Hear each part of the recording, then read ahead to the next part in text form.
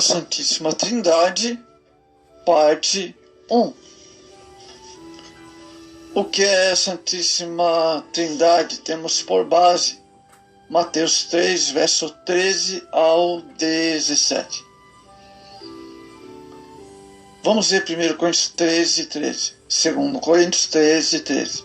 A graça de nosso Senhor Jesus Cristo e o amor de Deus e a comunhão do Espírito Santo seja com todos vós. Amém. A doutrina da Santíssima Trindade é uma verdade bíblica fundamental e que não pode ser ignorada nem desprezada por aqueles que entregaram a Jesus como Salvador. O que é Santíssima Trindade? Nossa mente jamais conseguirá explicar adequadamente o que é Santíssima Trindade. Aliás, foi o que fez e confessou Agostinho, um dos maiores teólogos do Ocidente. Todavia, contamos nós com a assistência do Espírito Santo, que por intermédio das Escrituras Sagradas, revela-nos o necessário para aceitarmos a beleza desta verdade. Vamos ver a definição. A doutrina segundo a qual a divindade, embora una em sua existência, subsiste eternamente nas três pessoas do Pai, do Filho e do Espírito Santo. As três pessoas são iguais na subsistência e nos atributos absolutos e morais. Apenas de o termo não se encontrar na Sagrada Escritura, as evidências atestam a doutrina são tanto no Antigo Testamento e no Novo.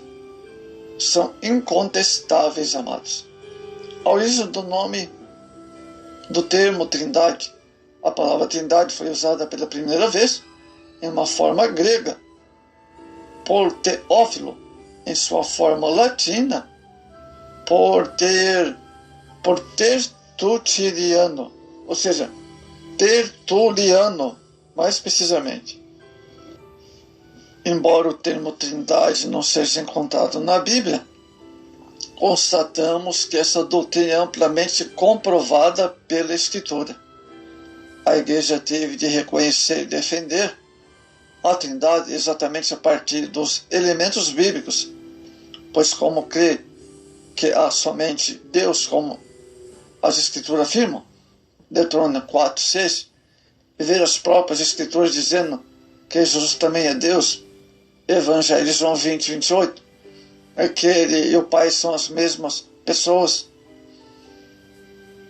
Mateus 3, versos 16 e 17.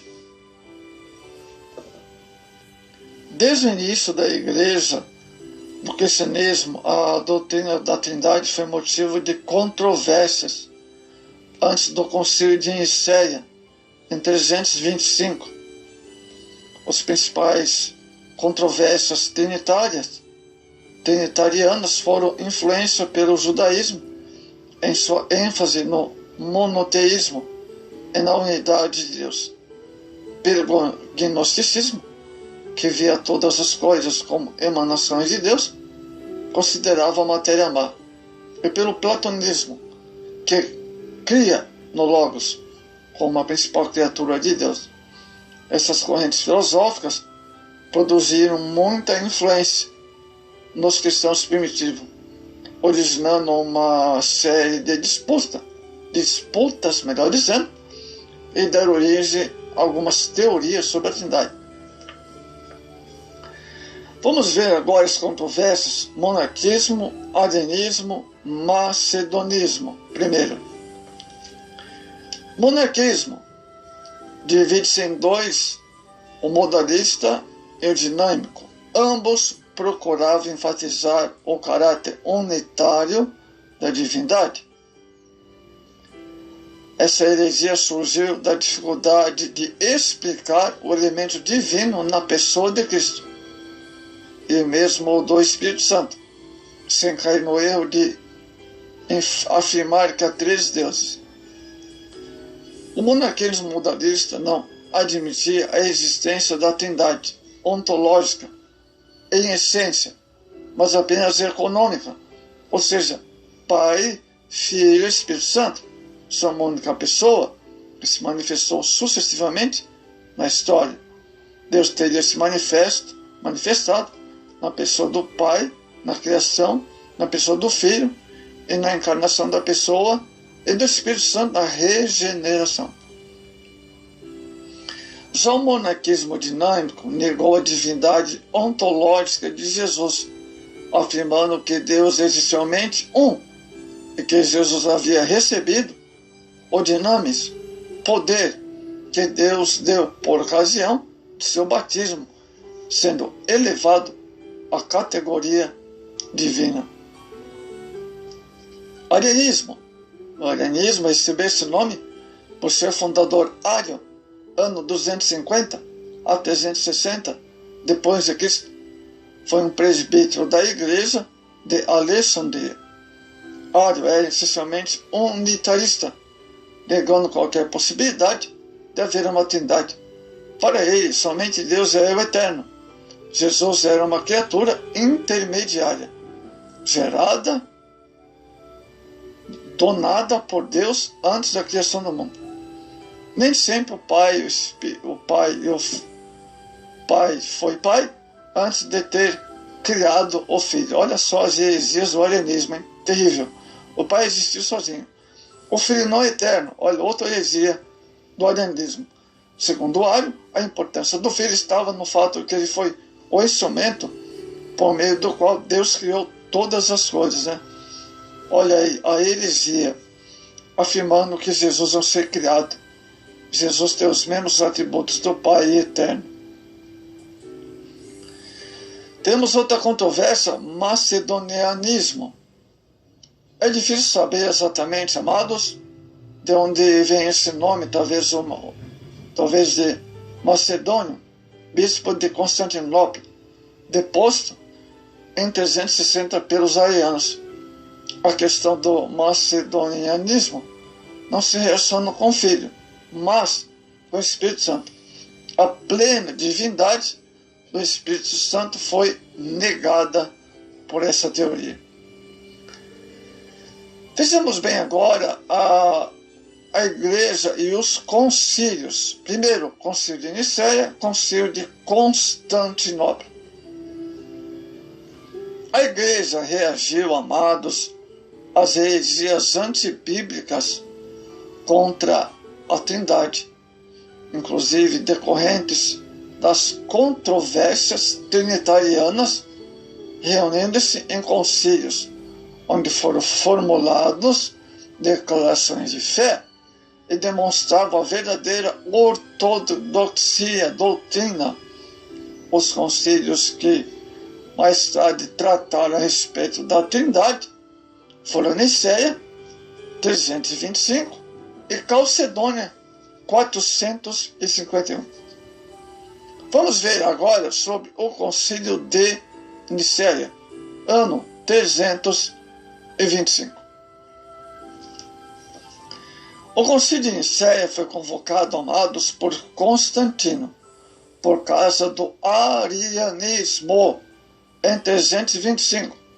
O arianismo foi rejeitado e formulada a seguinte declaração de fé: cremos em um Deus, o Pai Todo-Poderoso, Criador de todas as coisas, visíveis e invisíveis. Ele é um só Senhor, Jesus Cristo, o Filho de Deus gerado do Pai, unigênito, isto é, da substância do Pai, o Deus de Deus, o luz de luz, o verdadeiro Deus, verdadeiro Deus gerado, não feito de uma só substância com o Pai, feito de uma só substância com o Pai.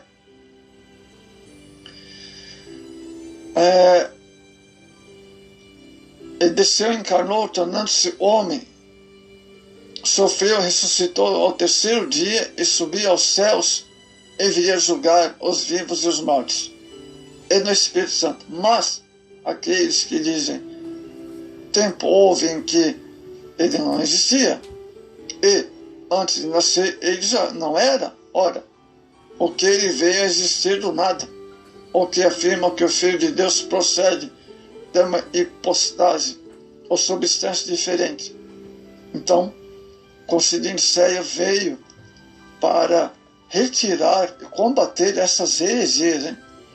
Concílio de Constantinopla.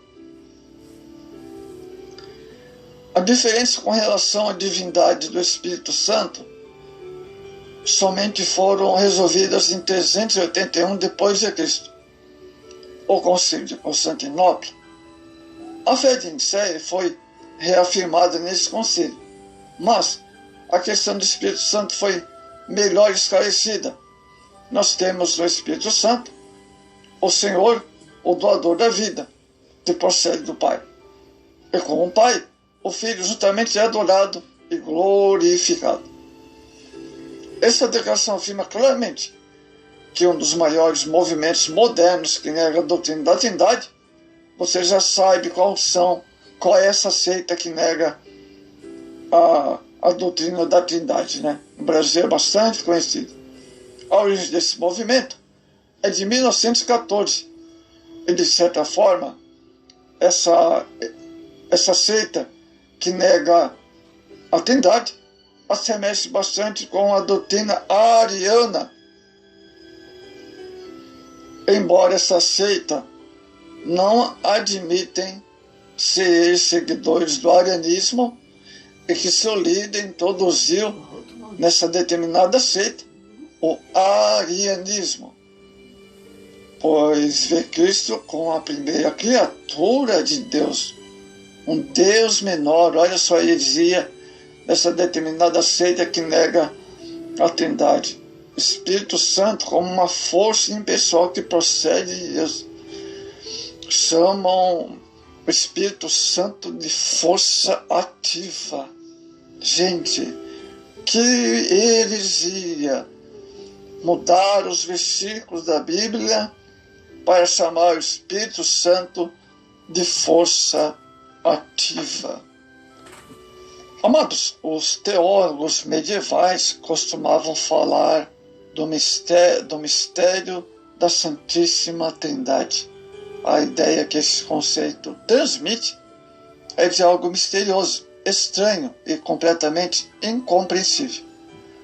A ideia medieval de Trindade é que deveria ser adorada, em hipótese alguma compreendida. Olha só, eles não tinham uma iluminação da Escritura a respeito da doutrina. A verdade é que esse conceito ainda é muito popular nos dias atuais. Poucas pessoas pensam na Trindade hoje em dia, mesmo os crentes, e quando pensam, será que não imaginam 3 deuses? Uma pergunta. Esse importante assunto precisa ser melhorado. Ao estudarmos, veremos que há o que entender sem perdermos a reverência pelo mistério dessa doutrina tão extraordinária, amados. Isso é uma introdução, né? Na verdade, é uma introdução ao assunto da Trindade. Temos boas coisas para tratarmos adiante. A doutrina da Santíssima Trindade não é exclusiva do Novo Testamento. É uma ampliação de uma verdadeira que se acha desde Gênesis ao profeta Malaquias. Então, por que rejeitam? Porque tem pessoas que rejeitaram as seitas pelas mesmas razões que os levam a repudiar a messianidade de Jesus de Nazaré em certas seitas e regiões. É por causa da cegueira espiritual e dureza de coração. A Trindade é claramente apresentada tanto na criação do universo como na expectativa messiânica. Olha só, em alma hebreia em cada episódio da história sagrada. Glória a Deus, aleluia. Que bênção, amados. Nós compreendemos, nós precisamos estudar, carecemos conjuntamente da revelação divina e na Escritura Sagrada, amados. Não é algo que aprendemos através de luz natural da razão sobre a Trindade. Sim, da iluminação espiritual, que pressiona, ou seja, que proporciona um estudo maravilhoso. O Espírito Santo nos proporciona essa iluminação pelas Escrituras Sagradas.